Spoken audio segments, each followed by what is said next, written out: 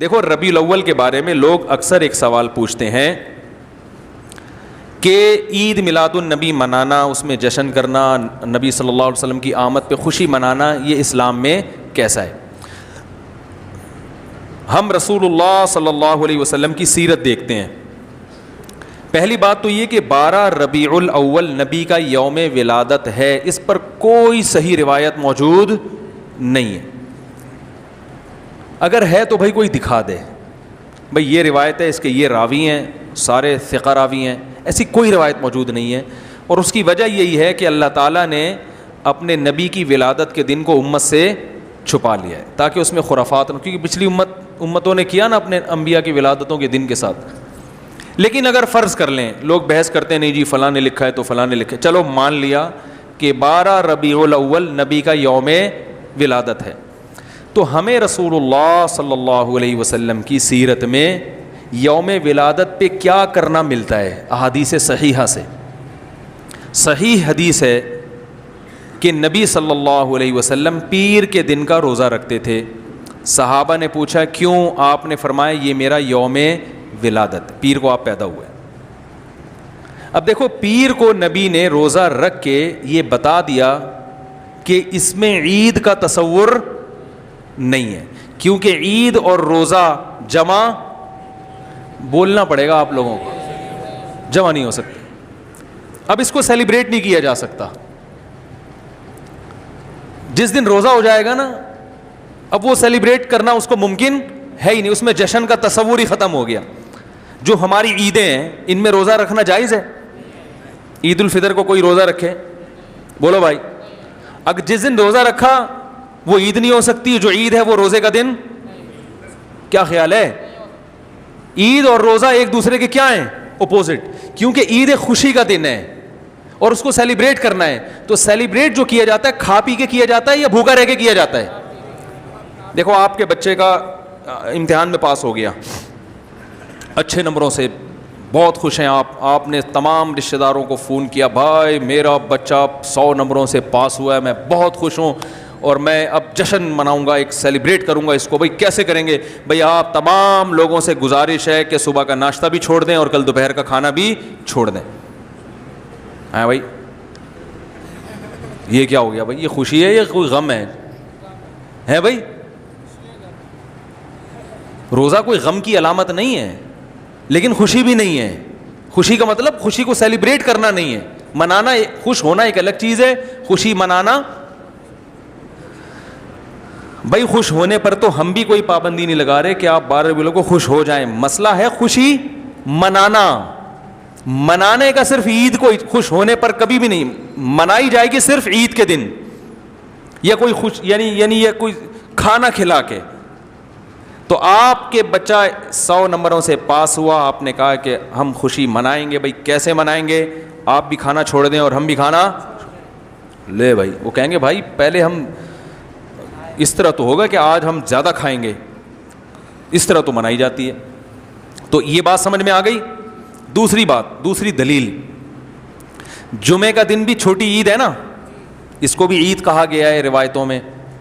اسی وجہ اور عید کے بہت سارے احکام جمعے کے دن بھی لاگو ہوتے ہیں. غسل کر کے نہا دھو کے مسجد میں اجتماع ہوتا ہے، عید کے دن بھی غسل کر کے نہا دھو کے اجتماع ہوتا ہے. نبی جمعے کے دن بھی اچھے کپڑے پہنتے تھے، ہم عید کے دن بھی بولتے کیوں نہیں اچھے کپڑے پہنتے ہیں. جمعے کے دن بھی خوشبو لگا کے نہا دھو کے، عید کے دن بھی ایسے ہی.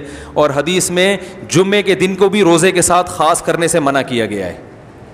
لا تختصوا لیلۃ الجمعۃ بصلاۃ ولا یوم الجمعۃ بصوم.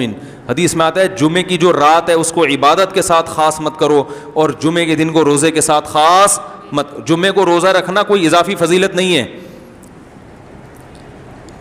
ویسے جائز ہے روزہ رکھنا کہ آپ کی چھٹی جمعے کو ہوتی ہے اس لیے رکھ لیا تو ایک الگ بات ہے، لیکن اس کو خاص فضیلت دے کے رکھنا تو یہ مکمل عید تو نہیں ہے. اس میں عید کا لک بہرحال بولو بھائی ہے. خطبہ بھی ہے، جیسے عیدین میں خطبہ بھی ہوتا ہے، 2 رکعتیں ہیں، عیدین میں بھی 2 رکعت، تو لک ہے اس میں. اب ذرا ٹیکنیکل پوائنٹ کو سمجھیے گا آپ لوگ. یہودی سب سے پرانی قوم ہے، ان کے لیے جو مقدس دن تھا وہ کون سا تھا؟ ہفتہ، اور وہی ان کی چھوٹی عید تھا. سب سمجھ رہے ہیں نا؟ اسی میں وہ اجتماع کرتے تھے. عیسائی اس کے بعد آئے, ان کے لیے کون سا ہوا؟ اتوار کو, جو ہفتے کے بعد ہے. مسلمان ان کے بھی بعد آئے, تو ہمارے لیے کون سا ہونا چاہیے تھا؟ پیر.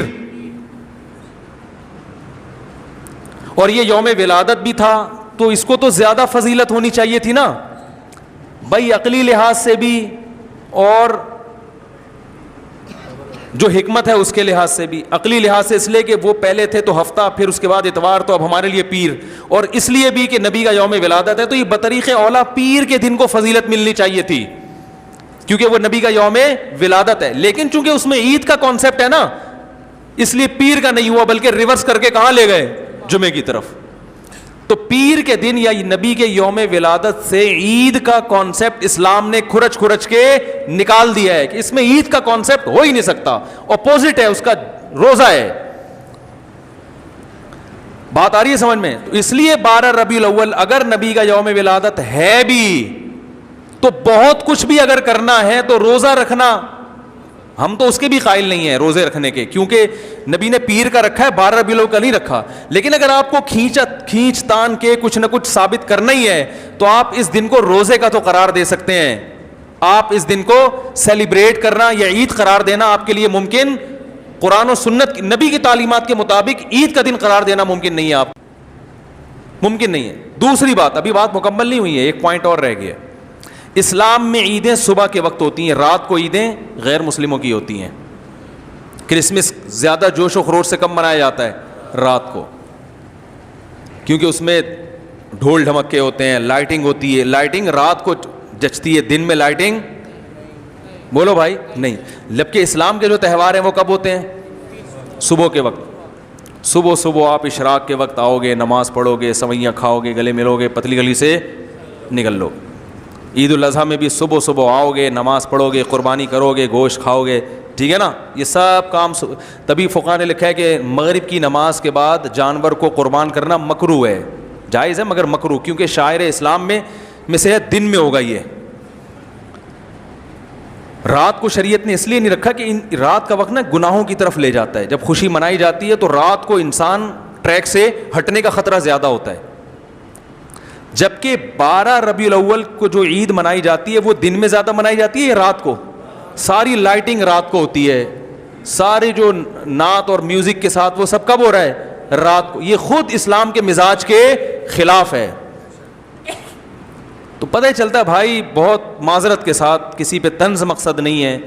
دیکھو اللہ اس کے رسول صلی اللہ علیہ وسلم کو فالو کرنا یہ عشق نبی ہے اصل. یاد رکھو, محبت میں جذبات پہ کنٹرول کرنا یہ زیادہ مشکل کام ہے, اور جذبات سے ہٹ کے, جذبات سے مغلوب ہو جانا یہ آسان بہت ہے, لیکن یہ حقیقی محبت کی علامت نہیں ہے.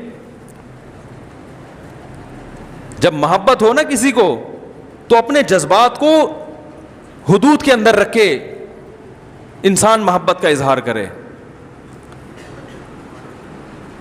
اپنے جذبات کو غالب کر لینا, نبی کا عشق ہر مسلمان کو ہے, ہر ایک کا دل چاہتا ہے یہ کرے یوں کرے نبی کی یاد میں, لیکن آپ اپنے اس جذبات پہ کنٹرول کریں. بولے بھائی رسول اللہ صلی اللہ علیہ وسلم کی جو اطاعت ہے وہ پہلے ہے, اپنے جذبات بعد میں.